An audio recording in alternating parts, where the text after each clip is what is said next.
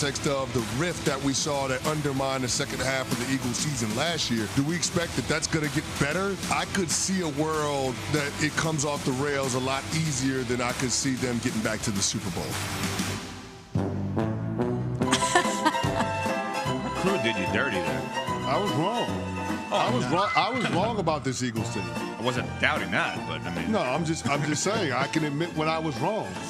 I mean, one of the hardest things to break down is the culture in the building, the chemistry in the locker room. And based on the first 4 games of the season, it felt like it was touch and go.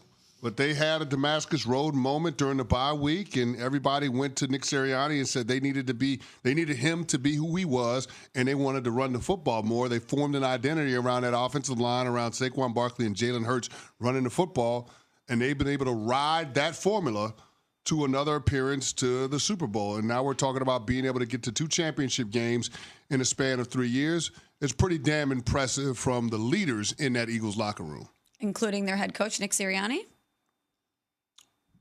Sure. Oh, boy. Oh, boy. Oh, boy. All right, 55-23. They win yesterday. 7 rushing touchdowns. Nick Sirianni, the no-context resume. I'm going to say it that way, which is borderline disrespectful, but it's not meant to be because I'm with Smalls on this. CeCe's on the other side. This guy has not been good since he's been an NFL head coach. He's been phenomenal.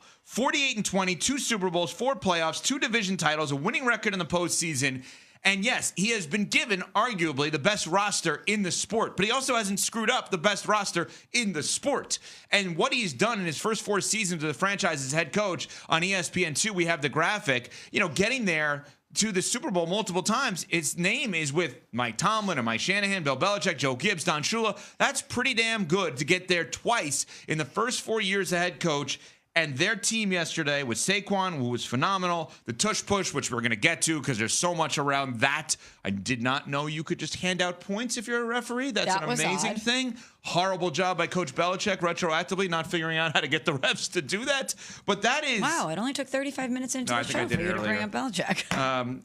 Well, was this game in St. Louis? No, okay, it wasn't. It's not even close. 7 rushing touchdowns, 4 total touchdowns by Hurts, 3 total touchdowns by Barkley. Yeah, I think Sirianni deserves a lot of credit. It was a dominant effort from the Philadelphia Eagles yesterday, and I agree. I think we need to start putting some respect on Nick Sirianni's name. I know that for a long time we thought this thing would go off the rails the way it did last year when there was that slide at the end of the season, and he publicly admitted he didn't know how to stop it.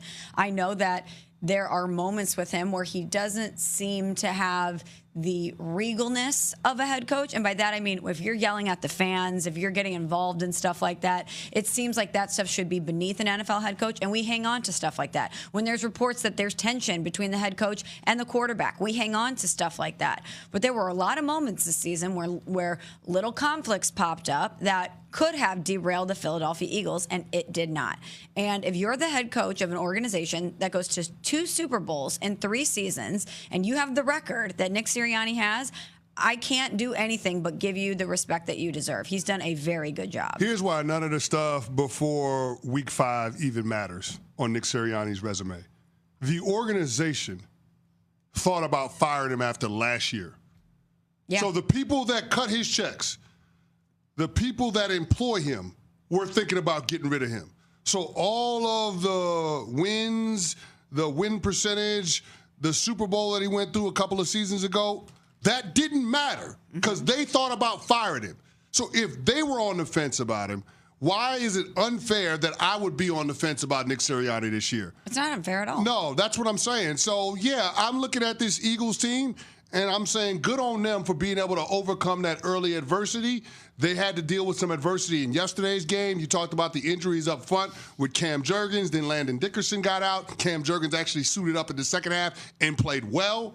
They were able to find ways to beat back the Washington Commanders when they tried to get in the game. They came up with opportunistic takeaways. I mean, the one on Jeremy McNichols right before halftime was absolutely huge to make it a 2-possession game. Then you saw the one at the end of the third quarter on Austin Eckler, which kept the Commanders from being able to cut it to a 1-possession game. So absolutely phenomenal by the Eagles being able to come up with plays when they absolutely had to have them. And to me, that's a reflection of the leadership within that locker room. And that's why I start with Jalen Hurts and Saquon Barkley when we have those conversations. I will give Nick Sirianni credit for not getting in the way, but you don't get any points for being able to beat a rookie quarterback at home in the conference championship game when you have the better team. What if that team and that coach beats the Kansas City Chiefs as they're trying to go for a 3-peat? Oh, yeah. You're doing something then that I don't expect you to do. Okay. Now, here's the thing. The Eagles will probably be a favorite in Super Bowl 59 because I just think their roster is better than the Chiefs top to bottom. But nobody's going to dismiss Patrick Mahomes, right? It feels like, the Philadelphia Eagles are in that position where in order to be the champs, they got to beat the champs. Yeah. And this is a team that's won back-to-back championships. And, oh, by the way, this current run that Patrick Mahomes is on with 9 straight playoff wins, it started with you. Mm-hmm. So, I mean, this is a situation now where you have an opportunity to get back some retribution. And if Nick Sirianni finds a way to pull that off, then all of a sudden I think it's fair to put his name in the conversation with the very best coaches in the NFL today. I'm comfortable doing it now, to be honest with you. Sirianni yesterday, after the game, after clinching another spot in the Super Bowl, discussed his relationship with Jalen Hurts over the past few years.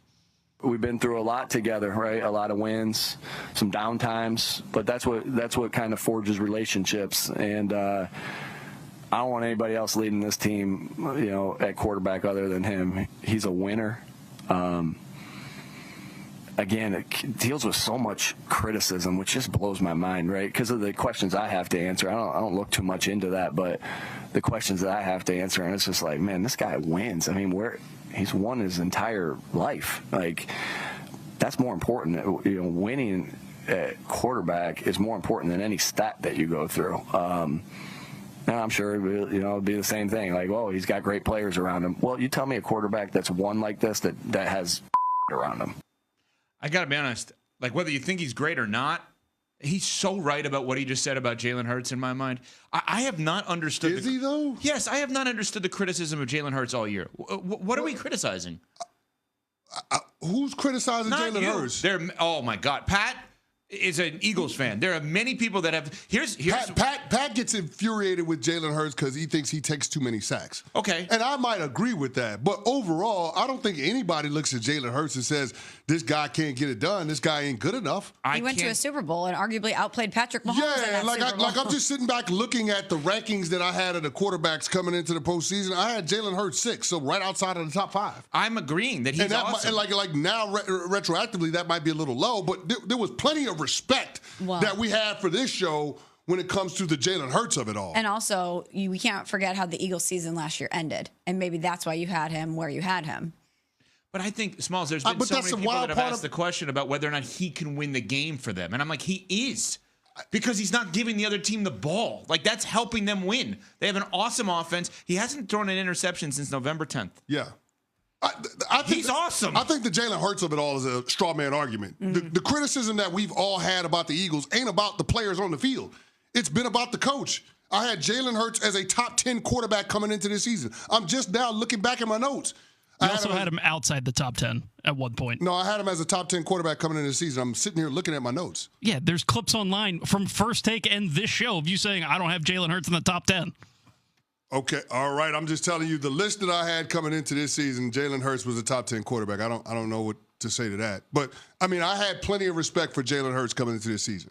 The only question I had about the Philadelphia Eagles was whether or not the head coach was going to get in the way of whatever this team could accomplish. And it doesn't seem like Nick Sirianni is going to step on this thing. He's going to allow his coordinators to do their job. He's going to allow the players to execute. And the most important thing about this Eagles team is that they have been able to form an identity, and nobody can move them off of it. And to me, that's impressive in and of itself. To know who you are and to stay true to that, no matter who the opponent is that you line up against, that is what tells the tale when it comes to whether or not a team can win a championship. The question will become in Super Bowl 59, do things change when you see the boogeyman on the other sideline? Coming up, is it possible Jerry Jones actually does not want us talking about him? We'll get to